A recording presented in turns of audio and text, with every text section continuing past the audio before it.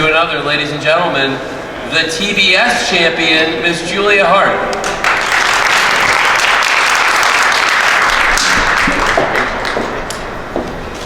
Let's hear it for the champ.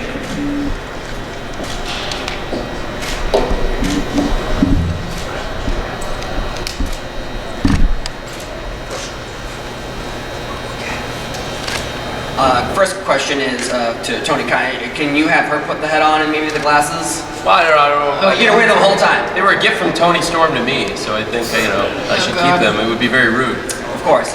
Anyways, I have my own hat. you have your own hat. Of course, I love your hat. Steve Fall from Wrestling News Co. Question about the championship though. We saw one champion leave. You come on in. Ever have a chance to see both of you in the ring, one-on-one, title for title? That would be great. I've never wrestled Tony, so I'd love to one day. It's a dream match for sure, two of the top stars in wrestling. Hi Julia. Hi. Kimmy Sokol from The Pop Break. Now earlier today, Britt Baker actually tweeted a photo of a match that you two had. Is that a match that you would want to have? Another match with Britt for the TBS title? That match was my first match on Dynamite, and I think she beat me in 2 minutes. So I would love to see where I can take this match. Definitely longer than 2 minutes.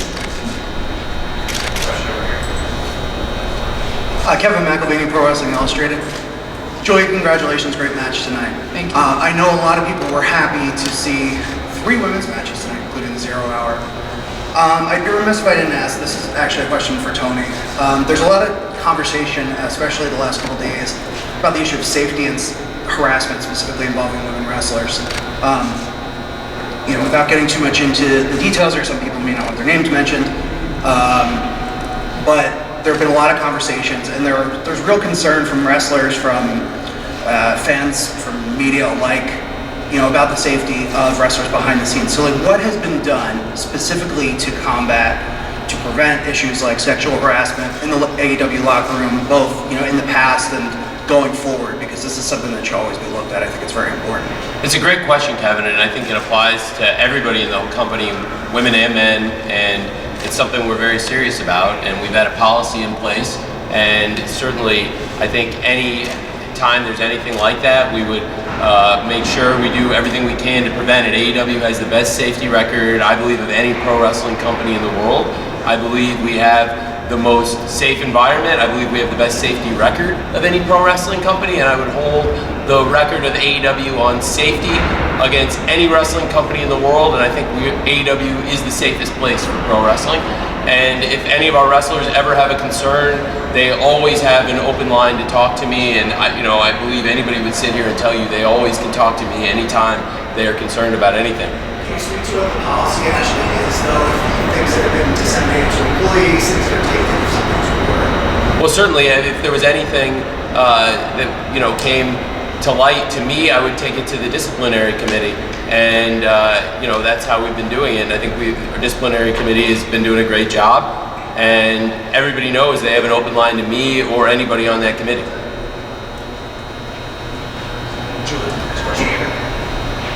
Hi, Kate from Fightful. Julie, I think a lot of people are on the same page in that you have been one of the most improved wrestlers over the past year. Congratulations on your success tonight and all of that. And just looking back, it is kind of an end of the year question, I guess, as we're wrapping up here.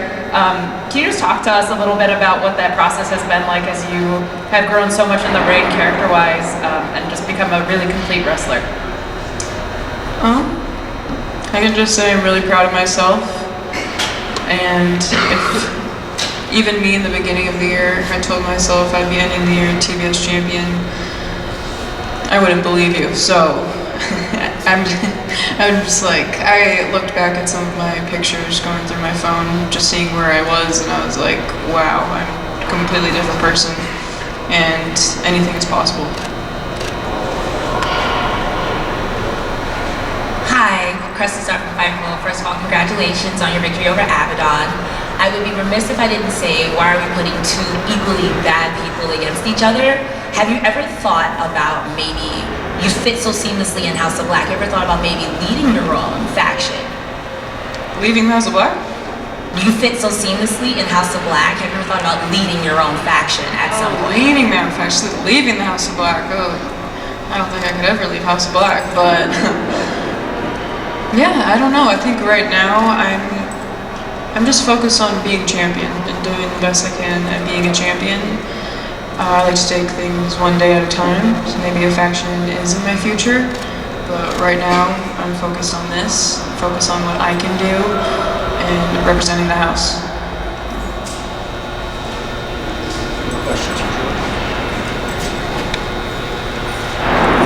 Hi Julia, Tassia Wrestling and Fightful. Coming off of a breakout year in 2023, how do you think you're going to keep your momentum going next year? Do you have any goals you have in mind or ways to kind of just keep progressing forward in the year ahead? I think one of my big goals for myself next year is maybe to wrestle at Wembley. That's up to Tony though. I would love to wrestle at Wembley, and I'd love to keep my streak as a TBS champion going. Phil Strom from USA Today Sports Media Group. Julie, congratulations on the match tonight. You and Abaddon are both newer in your careers, wrestlers that we've seen develop through the Daily's Place era, through the dark and the dark elevation and stuff like that. Can you talk a little bit about what this moment tonight was like for you in the ring with her on this kind of a stage on AEW pay-per-view? Thank you. Yeah, I think this is the first time me and Abaddon have ever wrestled one-on-one.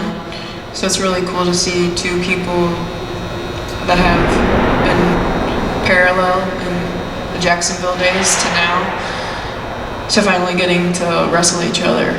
And it was great. We beat the crap out of each other, so it was fun. Thank you. Welcome, Mark, for Julia. Steve Fall again from Wrestling News Co. Question for both of you. The women's division is expanding, obviously growing, tag team championships. In the future, Tony? It's something I think would be great. We've shown we can expand our programming, and certainly there's been some of the best, I think, matches and some of the most exciting rivalries we've ever had in the women's division just in recent weeks and months. And Julia Hart, as the TBS champion, has been at the epicenter of that, a huge, huge part of it. So absolutely, I think that would be tremendous, and it's something I'm very open to doing. I think it would be great. There's a lot of great tandems, some that are active right now that could be great for that, and there's also some that haven't teamed in a while that could be great for that. People that could become, absolutely. That's more, a lot of other examples. Sure, that's a fine picture, so that I do think there's a lot of great opportunities there, and it's something certainly to keep an eye on.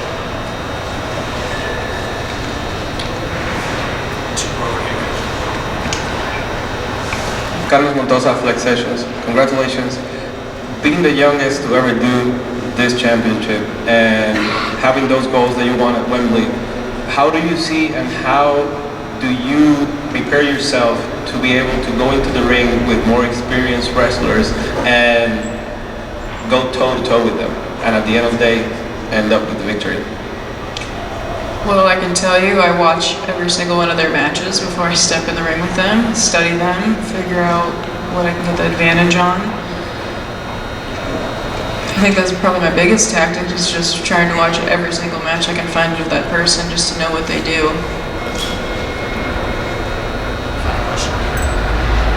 Hey Julia, great matches with Bleacher Report. Just talking about the aforementioned criticisms of the women's division this past year and the improvement in other areas that can be improved upon, stuff like that. As a champion, going into a match like this on pay-per-view, like hearing the criticism from fans on social media, stuff like that, is that something for you personally that you take to heart and want to go out there and have a better match, or is it something that you don't really involve yourself with specifically? When it comes to the internet, it's different because at the end of the day, the only person's opinion that matters is Tony and myself.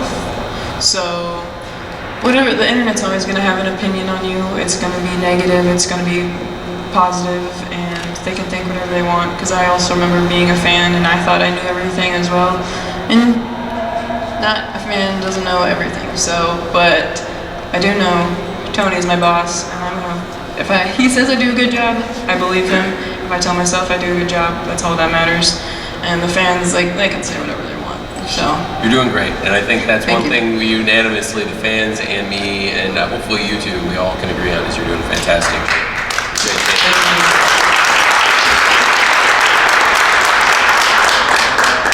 How about any other questions? That was pretty natural, pretty natural applause break. But any other great questions for the champion? These have been great questions for Julia. Thank you very much, champ.